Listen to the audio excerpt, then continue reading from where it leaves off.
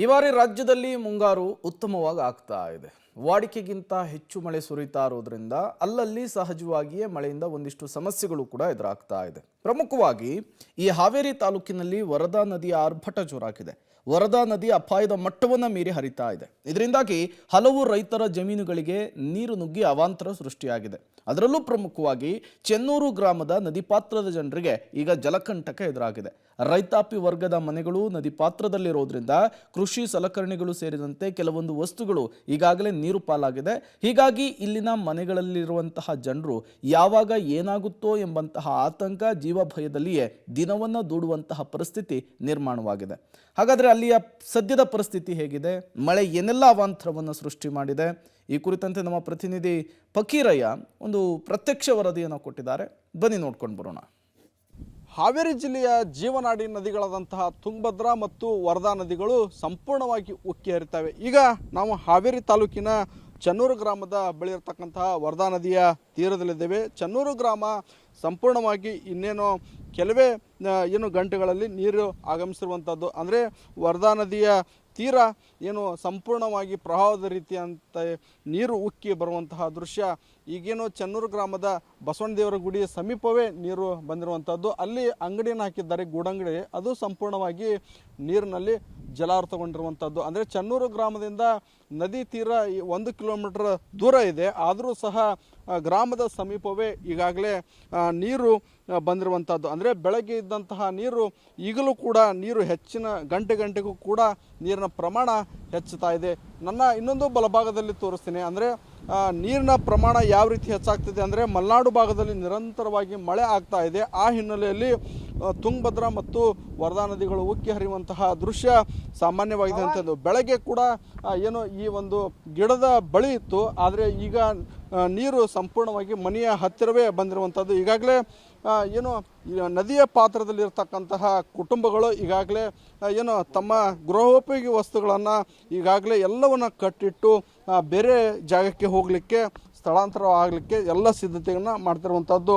ಅವ್ರನ್ನ ಮಾತಾಡಿಸ್ತೀನಿ, ಅಂದರೆ ಒಳಗಿನ ದೃಶ್ಯವನ್ನು ತೋರಿಸ್ತೀನಿ. ಅಂದರೆ ಈಗಾಗಲೇ ಎಲ್ಲವನ್ನು ಪಾಪ ಈ ಅಮ್ಮ ಈ ಮನೆಯಲ್ಲಿ ಒಂದು ಚಿಕ್ಕ ಮನೆಯನ್ನು, ಅಂದರೆ ಸರ್ಕಾರ ನೀಡಿತ್ತು, ಅವರೇ ಸ್ವಂತ ಹಣವನ್ನು ಖರ್ಚು ಮಾಡಿಕೊಂಡು ಸಣ್ಣದೊಂದು ಇರಲಿಕ್ಕೆ ಒಂದು ಗೂಡನ್ನು ಕಟ್ಕೊಂಡಿದ್ರು.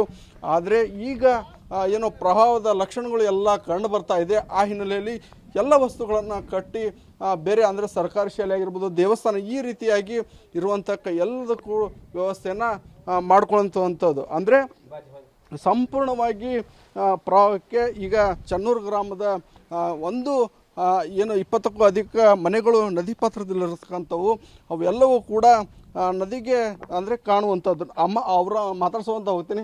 ಅಮ್ಮ, ಬೆಳಗ್ಗೆ ಎಷ್ಟಿತ್ತು ನೀರು? ಈಗೇನು ಜಾಸ್ತಿ ಆಗ್ತದೆ? ಹಂಗೆ ಜಾಸ್ತಿ ಐತ್ರಿ, ಜಾಸ್ತಿ ಐತಿ. ಅಲ್ಲಿತ್ರಿ ಮುಂಜಾನ್ಯಾಗ, ಈಗ ಬರಕತ್ತೈತ್ರಿ. ಅಲ್ಲಿ ಮುಂಜಾನೆ ಕಟ್ಟಿ ಇಡ್ಬೇಕಂತ ಮಾಡಿದ್ರೆ ಜೋರದ ಕಟ್ಟಿ ಇಡಾಕತ್ತೀನಿ. ಈಗೆಲ್ಲ ಕಟ್ಟಿ ಬೇರೆ ಕಡೆ ಹೋಗಾಕೆಲ್ಲ ಹೋಗ್ಕನ್ರಿ. ಯಾವಾಗ ಕಟ್ಸಿದ್ರಿ ಮನಿನ? ಇದು ಒಂದು 2 ವರ್ಷ ಆತ್ರಿ. 2 ವರ್ಷ ಆತ್ರಿ. ಮಳಿ ಬಂದಾಗಲ್ಲಮ್ಮ ಹಿಂಗ ನೀರ್ ಹೋಗತ್ತೆ ಹಂಗ ಮನಿಗೆ? ಮ್ಯಾಲ ಇರ್ತೈತ್ರಿ, ಮ್ಯಾಲ ಇರ್ತೈತಿ, ಅದ್ರ ಮ್ಯಾಲ ಇರ್ತೈತಿ. ವರದಾ ನದಿಯ ನೀರಿನ ಪ್ರಮಾಣ ಹೆಚ್ಚಾಗ್ತಿದೆ. ಹೀಗಾಗಿ ಅಮ್ಮ ಮನೆಯಲ್ಲಿ ಒಬ್ಬಳೇ ಇದ್ದಾಳೆ. ಹೀಗಾಗಿ ಬೇರೆ ಯಾರೋ ಒಬ್ಬರದ ಮನೆ ಕೇಳಿದ್ದಾಳೆ. ಆ ಮನೆಯಲ್ಲಿ ಹೋಗ್ಲಿಕ್ಕೆ ಎಲ್ಲ ವ್ಯವಸ್ಥೆಯನ್ನು ಮಾಡ್ಕೊಂಡ. ಅಂದರೆ ನನ್ನ ಇನ್ನೊಂದು ಭಾಗವನ್ನು ತೋರಿಸ್ತೀನಿ. ಅಂದರೆ ಜನರು ಕೂಡ ನೀರಿನ ಪ್ರವಾಹವನ್ನು ನೋಡಲಿಕ್ಕೆ, ಅಂದರೆ ನದಿ ಪಾತ್ರದಲ್ಲಿರ್ತಕ್ಕಂಥ ಮನೆಗಳನ್ನು ಜನ ಜಾಗೃತಿಯನ್ನು ಮೂಡಿಸಲಿಕ್ಕೆ ಅವರೆಲ್ಲ ವಸ್ತುಗಳನ್ನು ಕಟ್ಕೊಂಡು ಬೇರೆ ಸ್ಥಳಕ್ಕೆ ಹೋಗಲಿಕ್ಕೆ ಈಗ ಎಲ್ಲ ಸಿದ್ಧತೆಯನ್ನು ಮಾಡ್ಕೊಂಡಿರುವಂಥದ್ದು. ಅಂದರೆ ಬೆಳಗ್ಗೆ ಇದ್ದಿನ ನೀರಿನ ಪ್ರಮಾಣ ಈಗ ಮತ್ತಷ್ಟು ಹೆಚ್ಚಾಗ್ತೋ ಹಿನ್ನೆಲೆಯಲ್ಲಿ ಏನು ನದಿ ಪಾತ್ರದಲ್ಲಿರ್ತಕ್ಕಂಥ ಚೆನ್ನೂರು ಗ್ರಾಮದ ಜನರು ಬೇರೆ ಸ್ಥಳಕ್ಕೆ, ಅಂದರೆ ಬೇರೆ ಸ್ಥಳಕ್ಕೆ ಹೋಗಲಿಕ್ಕೆ ಎಲ್ಲ ಸಿದ್ಧತೆಯನ್ನು ಮಾಡ್ಕೊಂಡಿರುವಂಥದ್ದು. ಅಂದರೆ ನೀರಿನ ಪ್ರಮಾಣ ಹೆಚ್ಚಾಗ್ತಾ ಇದೆ. ಹೀಗಾಗಿ ಅವರು ಬೇರೆ ಬೇರೆ ಸ್ಥಳಕ್ಕೆ ಹೋಗಲಿಕ್ಕೆ ಎಲ್ಲ ಸಿದ್ಧತೆಯನ್ನು ಮಾಡ್ಕೊಂಡು. ಅಮ್ಮ, ಬೆಳಗ್ಗೆ ನೀರು ಹೆಂಗಿತ್ತು? ಈಗ ನೀವು ಎಲ್ಲಿ ಹೋಗಕ್ಕೆ ಸಿದ್ಧತೆ ಮಾಡ್ಕೊಂಡ್ರಿ? ಎಲ್ಲಿ ಜಾಗ ಇಲ್ರಿ ನಮ್ಗೆ. ಈಗ ಇರೋದ ಜಾಗ ಇದ್ರಿ, ಇಲ್ಲೇ ಇರ್ಬೇಕು ನಾವು. ವರ್ಷಾನ ಹಿಂಗಾರಿ. ಈಗ 15-20 ವರ್ಷ ಆತು ನಮ್ಗೆ. ಹಿಂಗಾಗೈತ್ರಿ. ಹೊಲ್ದಾಗ ನೋಡಿದ್ರೆ ಪೀಕ್ ಇಲ್ರಿ ಸರಿತ್ನಾಗಿ. ಒಂದು ಹೊತ್ತು ಮಳೆ ಆದ್ರೆ ಒಂದು ಮಳೆ ಆಗಂಗಿಲ್ಲ. ಹಿಂಗ ಕಾಲ ಹಾಕಿವಿ ನೋಡ್ರಿ ನಾವು. ದುಡ್ಡು ನೋಡಿದ್ರಿ ಇಲ್ಲ, ಹೊಲ್ದಾಗ ಹಾಕಿಸ್ಬೇಕಂತವ್ರಿ. ಹೊಲ ಸ್ವಲ್ಪ ಐತಿ, ಮಕ್ಳು ನೋಡಿದ್ರೆ ಭಾಳ ಮಂದಿ ಅದಾರ. ಹೆಂಗೆ ಜೀವನ ಮಾಡ್ಬೇಕ್ರಿ ನಾವು ಇದ್ರಾಗ? ಇದ್ರಂತನ ಮಾಡ್ಕೊಂತ ಬಂದ್ಬಿಟ್ಟವ್ರಿ. ಮಕ್ಕಳು ಮರಿ ಅಲ್ಲೊಂದು ಹಳೆ ಮನಿ, ಹಳೇದ್ರಿ, ಆ ಕಾಲದ್ದನ. ಅದೊಂದು ಮನಿ ಬಿದ್ದೈತ್ರಿ, ಇಟ್ಟಿದೆ. ಆ ಕೂಸಿನ ಕಟ್ಕೊಂಡು ಅದಾಡ್ರಿ ಒಬ್ಬ ಸಸಿ ಮಗ. ಹೆಂಗ್ರಿ ನಮ್ದು ಪರಿಸ್ಥಿತಿ? ಸರ್ಕಾರ ಕಳೆದ 20 ವರ್ಷಗಳಿಂದ ಕೂಡ ಆ ಕುಟುಂಬ ಸದಸ್ಯರು ಪರದಾಡುವಂಥ ಪರಿಸ್ಥಿತಿ ಎದುರಿಸ್ತಾ ಇದ್ದಾರೆ. ಆದರೂ ಕೂಡ ಸರ್ಕಾರ ಕೂಡ ಸರಿಯಾದ ರೀತಿಯಂಥ ಸೂರನ್ನು ಕಲ್ಪಿಸುವಂಥ ಪ್ರತಿ ಬಾರಿ ಏನು ಪ್ರವಾಹ ಬಂದಾಗ ಈ ಮನೆಗಳು ನಿರಂತರವಾಗಿ ಪ್ರವಾಹಕ್ಕೆ ತುತ್ತಾಗ್ತವೆ. ಈಗ ಕೂಡ ಪ್ರವಾಹದ ಭೀತಿಗೆ ಗ್ರಾಮದ ಜನರು ತುತ್ತಾಗ್ತಾ ಇದ್ದಾರೆ. ಇನ್ನಾದರೂ ಸರ್ಕಾರ ಎಚ್ಚೆತ್ತು ಇವರುಗಳಿಗೆ ಶಾಶ್ವತವಾದಂಥ ಸೂರನ್ನು ಕಲ್ಪಿಸುವಂಥ ವ್ಯವಸ್ಥೆಯನ್ನು ಮಾಡಬೇಕಾಗಿದೆ. ಕ್ಯಾಮ್ರಾಮನ್ ನಾಗರಾಜ್ ಜೊತೆ ಪಕ್ಕಿರಯ್ಯ, ಪಬ್ಲಿಕ್ ಟಿವಿ, ಹಾವೇರಿ.